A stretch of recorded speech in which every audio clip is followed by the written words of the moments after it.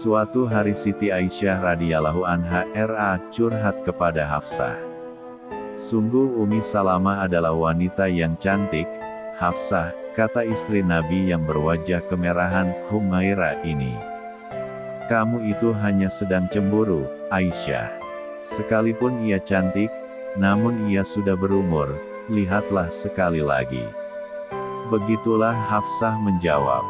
Diliputi cemburu pada Umi Salamah. Nama aslinya adalah Hindun binti Hujaifah Abu Umayyah bin Mughirah al-Makhzumi. Beliau berasal dari Bani Makhzum, trah yang terkenal atas kecantikan parasnya. Bahkan, sekalipun saat hendak dinikahi Nabi Shallallahu Alaihi Wasallam, pada umur yang sudah cukup tua 35, kecantikan beliau masih tetap terpancar. Atas paras yang cantik inilah, Aisyah pun merasa khawatir bila mana nanti kehadiran Umi Salamah di keluarga besar Kanjeng Nabi Muhammad Shallallahu Alaihi Wasallam bisa menggantikan atau menggeser kedudukannya selama ini. Janda yang diperistri Rasulullah.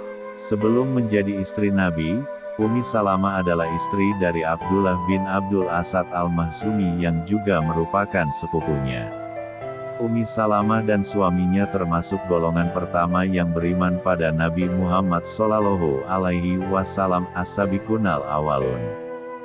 Mereka berdua juga termasuk golongan sahabat yang ikut bersama Nabi hijrah ke Habasyah. Di Habasyah mereka mendapatkan putra yang diberi nama Salamah. Atas peristiwa tersebut, mereka berdua lebih dikenal dengan Umi Salamah dan Abi Salamah. Perlu diketahui pula, Abdullah Abi Salamah juga merupakan saudara sepersusuan Nabi Shallallahu Alaihi Wasallam dari ibu susu budak perempuan Abu Lahab yang bernama Sulaibah. Dalam sebuah riwayat Nabi pernah ditanya, "Wahai Rasul, kenapa engkau tidak menikahi Duroh?" "Duroh, adik dari Salamah. Mana mungkin, selain ia adalah anak tiriku, ia juga anak dari saudara sepersusuanku, Abi Salamah," jawab Nabi.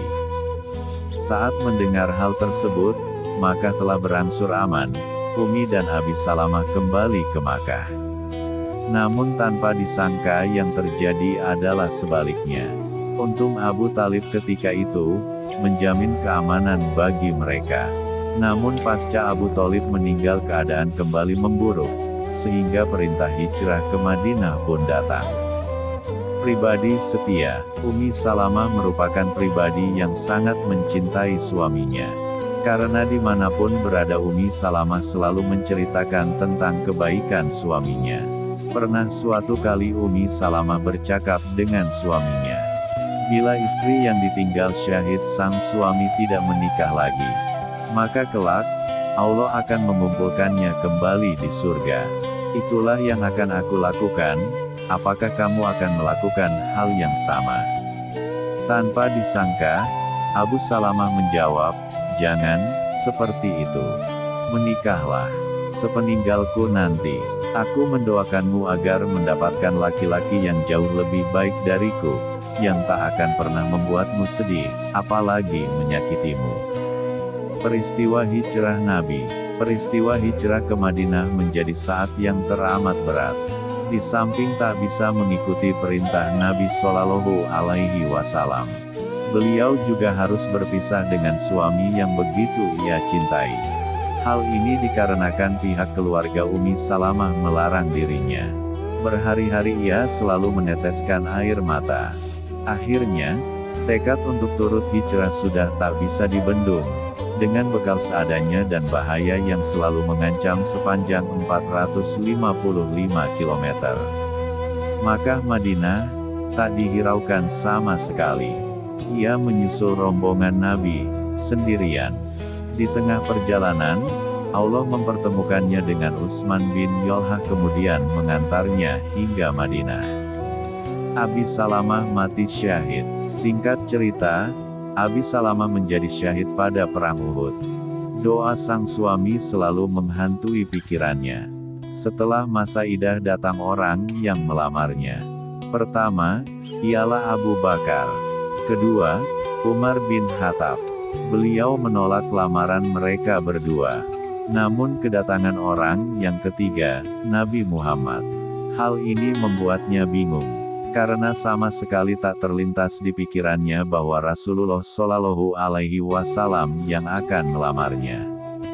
Pendamping Nabi, aku merasa tak pantas untuk bersanding denganmu wahai Rasul, aku hanyalah janda tua pencemburu sedangkan engkau punya istri banyak. Apalagi saya bersama 4 anak yatim, Umar, Salamah, Duroh dan Zainab. Kalau tua, aku pun juga sama. Untuk sifat cemburu itu aku berdoa semoga Allah menghilangkannya. Sedangkan anakmu, akan aku anggap anakku sendiri. Adakah Zainab? Pernikahan Rasul dengan Ummi Salamah pun berlangsung sederhana.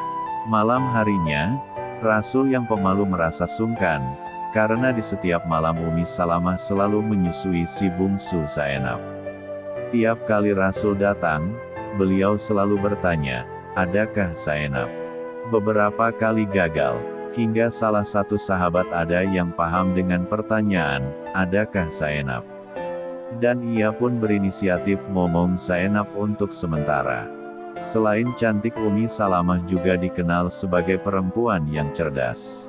Suatu ketika Rasul bersama para sahabat yang hendak masuk Makkah untuk ibadah haji dicegat musyrik Quraisy. Beliau dipaksa untuk menandatangani kesepakatan Hudaibiyah yang isinya pun banyak merugikan kaum muslimin. Salah satunya adalah Nabi dilarang memasuki Makkah saat itu juga.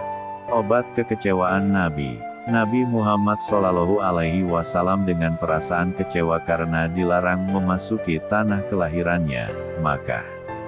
Memutuskan kepada para sahabat untuk hanya menyembelih hewan kurban dan memotong rambut tahallul. Sahabat pun merasakan apa yang dirasa Rasulullah. Kalut, kecewa membuat mereka merasa enggan untuk melaksanakan perintah Allah kali ini. Kecewa tak bisa memasuki Makkah dan keengganan para sahabat melaksanakan perintah, membuat Nabi agak geram hingga tak bisa menutupi perasaannya. Beliau masuk ke dalam tenda yang di sana terdapat Ummi Salamah. Mereka sudah payah. Halaka, kata Nabi Muhammad Shallallahu Alaihi Wasallam. Dengan lemah lembut Ummi Salamah memberikan saran kepada Nabi Muhammad Shallallahu Alaihi Wasallam. Jangan seperti itu wahai Nabi. Mereka tengah mengalami kesedihan hebat. Harapan sepanjang perjalanan untuk melihat tanah air telah hancur akibat perjanjian ini. Engkau tak perlu memerintah. Cukuplah keluar sembelihlah kurban dan potonglah rambut. Mereka pasti akan senantiasa mengikutimu. Inisiatif ini pun diambil oleh Nabi Muhammad Shallallahu Alaihi Wasallam dan sesuai dengan perkiraan Ummi Salamah. Para sahabat tanpa diperintah mengikuti apa yang diperbuat Kanjeng Nabi Muhammad Shallallahu Alaihi Wasallam. Demikian, Allahu a'lam bishawab, semoga bermanfaat.